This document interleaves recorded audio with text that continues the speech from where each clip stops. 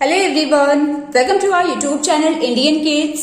आज की इस वीडियो में आप देखेंगे कि यूकेजी क्लास के बच्चों को इंग्लिश में कौन कौन से टॉपिक्स और किस तरह से पढ़ाए जाते हैं, यानी कि इंग्लिश का कंप्लीट सिलेबस। इस सिलेबस को मैं विद एग्जांपल एक्सप्लेन करने जा रही हूँ, जिससे कि आप सभी को समझने में बिल्कुल आसानी मिले और आप आज से ही बच्चे की स्टडी स्टार्ट कर दें। आई होप आज की ये वीडियो आप सभी के लिए काफी हेल्पफुल होगी। यदि यस तो प्लीज इसे लाइक जरूर कीजिएगा, शेयर कीजिएगा। तो चलिए हम वीडियो को स्टार्ट करते हैं। जैसे यूकेजी क्लास के बच्चों को हमें स्टार्टिंग में जो भी अल्फाबेट्स होते हैं, चाहे वो कैपिटल हो या स्मॉल, कैपिटल स्मॉल अगर दोनों हम साथ में सिखाते हैं तो ये बेस्ट है। इससे बच्चों को ना कंफ्यूजन नहीं होता। तो आप एक एक लेटर करके बच्चों को स्टार्टिंग में ए से लेके जेड तक के दोनों ही कैपिटल और स्मॉल दोनों ही लेटर्स की प्रैक्टिस शुरू करवा दें। तो अल्फाबेट्स लेटर्स बच्चों को कैपिटल और स्मॉल दोनों ही यूकेजी क्लास में सिखाई जाती है। अब जो भी लेटर्स हमने बच्चों को सिखाया है उसकी पहचान करना हमें किस तरीके से सिखाएं, इसके लिए बच्चों को लेटर आइडेंटिफिकेशन एक्टिविटी करवाई जाती है। एग्जाम्पल के तौर पर मैंने यहाँ पर दो एक्टिविटी ली हुई है। एक तरफ कुछ लेटर्स बच्चों को आप लिख कर दे दें और वही सेम लेटर उसके ऑपोजिट साइड्स पे लिख कर दें। जस्ट उस लेटर को आपको ऊपर नीचे कर देना है। ऐसा करने से जब बच्चे उस पर्टिकुलर लेटर को सर्च करेंगे तो उनके माइंड में लेटर की जो पिक्चर्स होती है वो क्लियर होती है। जैसे यहाँ पर लेटर ए है, अब बच्चों को इस रो में सर्च करना है कि लेटर ए कहाँ पर है। तो यहाँ पर जब बच्चे इसे मैच करेंगे तो इसकी पिक्चर्स बच्चों के माइंड में क्लियर होगी। तो इस तरह से मैचिंग एक्टिविटी भी आप बच्चों को ज्यादा से ज्यादा करवा सकते हैं। इसके अलावा आप इस तरह की वर्कशीट प्रैक्टिस करवाएं जिसमें आपको कुछ अल्फाबेट्स लिख देने हैं और बच्चों को सर्च करने के लिए कहना है।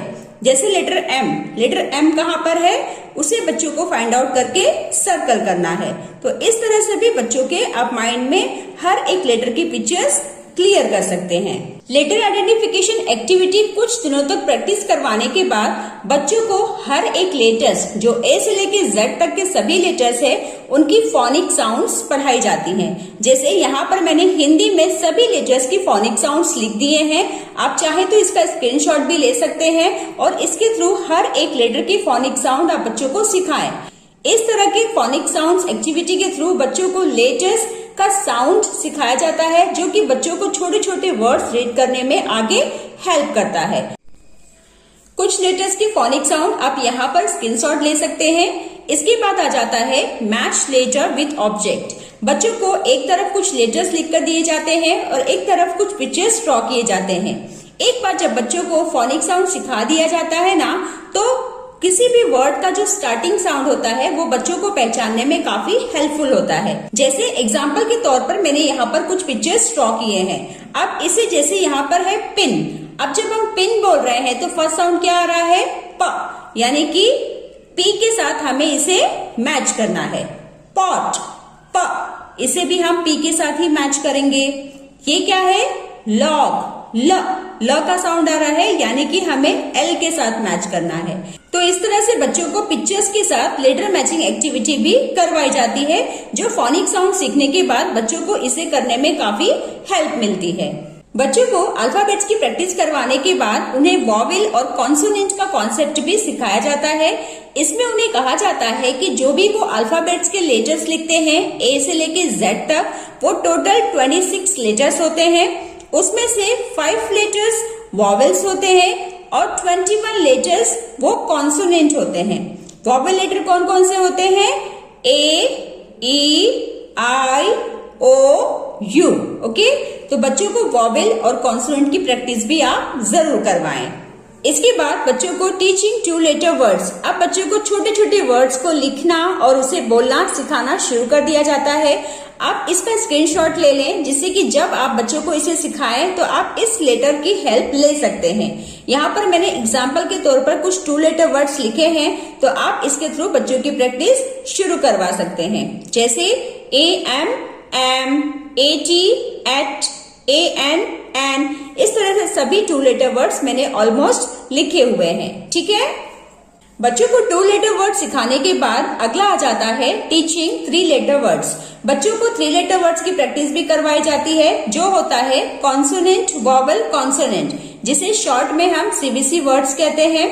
इसे बच्चों को फोनिक साउंड की हेल्प से सिखाया जाता है। एक बार जब आप बच्चों को फोनिक साउंड सिखा देंगे ना, तो इस तरह के जो वर्ड्स होते हैं बच्चे बहुत ही आसानी से सीख जाते हैं। जैसे एग्जाम्पल के तौर पर हम कुछ वर्ड्स देख लेते हैं। यहाँ पर मैंने लिखा है PAN, पैन। अब इसे फोनिक साउंड की हेल्प से आप कैसे सिखाएंगे? P का साउंड होता है प, A का साउंड होता है ए, N का साउंड होता है न। अब बच्चों को इसे हमें फोनिक साउंड की हेल्प से सिखाना है। प, ए, न, पैन। ट, ए, प, टैप। ड, ए, म, डैम। प, ए, न, पैन। न, ए, ट, नेट। ग, ए, ट, गेट। प, ई, न, पेन। ट, ई, प, टीप। इस तरह से फोनिक साउंड की हेल्प से आप बच्चों को सीबीसी वर्ड्स सिखाएं। इसके बाद नेक्स्ट टॉपिक आ जाता है यूज ऑफ आर्टिकल AN। बच्चों को आर्टिकल्स की प्रैक्टिस करवाई जाती है। एक बार जब हमने उन्हें ऑलरेडी वॉवेल और कॉन्सोनेंट की पहचान करना सिखा दिया है, तो उन्हें आर्टिकल सीखने में बहुत ही कम समय लगता है।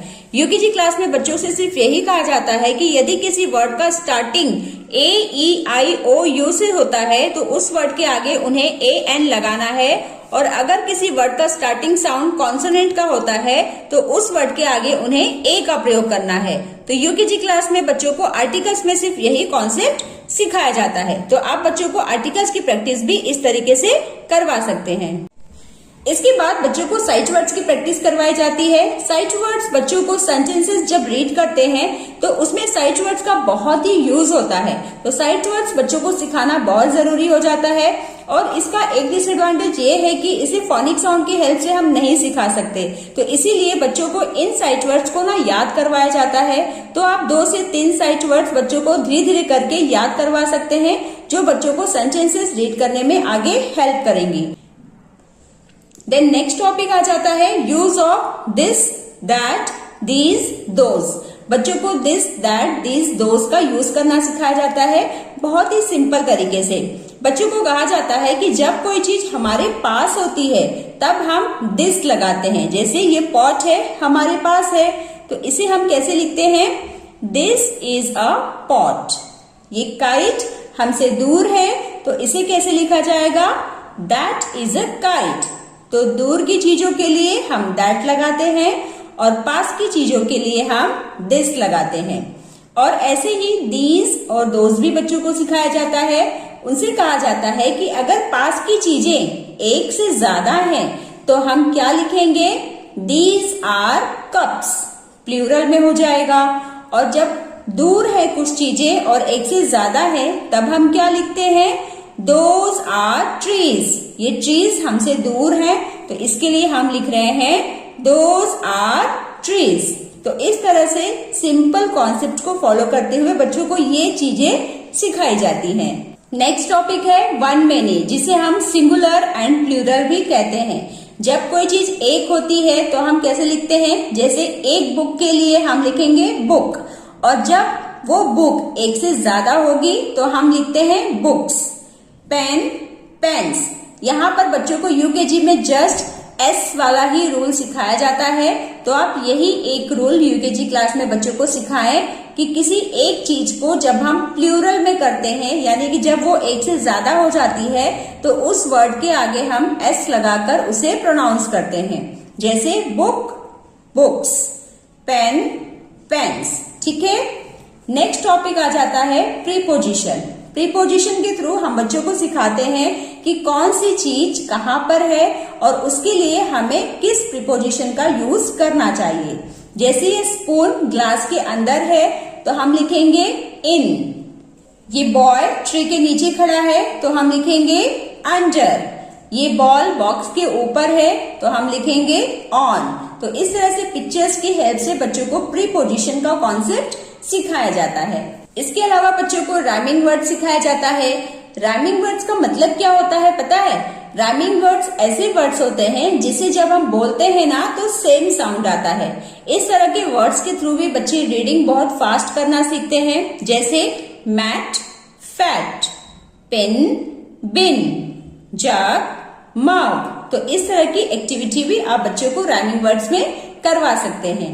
नेक्स्ट टॉपिक बच्चों को ऑपोजिट वर्ड सिखाया जाता है, यानी कि विरुद्धार्थी शब्द।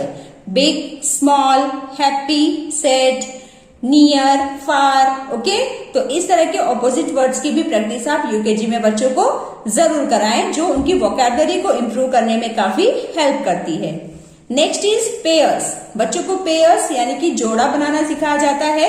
यहाँ पर एग्जाम्पल के तौर पर मैंने कुछ वर्ड्स लिखे हैं, like bat and ball, book and pen, table and chair, lock and key. ठीक है, ये भी बच्चों की वोकैबुलरी को काफी इम्प्रूव करने में हेल्पफुल होती है। इसके अलावा बच्चों की स्टडी को और भी इंटरेस्टिंग बनाने के लिए उन्हें अलग अलग तरह की राइम्स सिखाई जाती है, जो उन्हें एक्टिंग के थ्रू सिखाया जाता है, जो बच्चे काफी पसंद करते हैं। तो आप कई सारे इंग्लिश के राइम्स भी बच्चों को सिखा सकते हैं। इसके बाद नेक्स्ट टॉपिक आ जाता है रीडिंग शॉर्ट सेंटेंसेस, जो बच्चों को simple sight words, 2 letter words, 3 letter word से मिलकर जो सेंटेंसेस, छोटे छोटे सेंटेंसेस बने होते हैं ना, वही सेंटेंसेस बच्चों को इसमें रीडिंग करना सिखाया जाता है। इसके अलावा आप स्टोरीज बच्चों को सिखाएं, बच्चों को जैसे सिली क्रो वाली स्टोरी, 2 गोट्स या फिर ग्रेडी डॉग्स, इस तरीके की स्टोरी भी आप बच्चों को सिखा सकते हैं। तो ये रही हमारी इंग्लिश के complete syllabus with example. I hope आज की इस वीडियो से आप सभी को काफी हेल्प मिली होगी। तो प्लीज इस वीडियो को लाइक जरूर करें, शेयर करें। तो चलिए मिलते हैं अब हम नेक्स्ट वीडियो में। Till then bye bye and take care.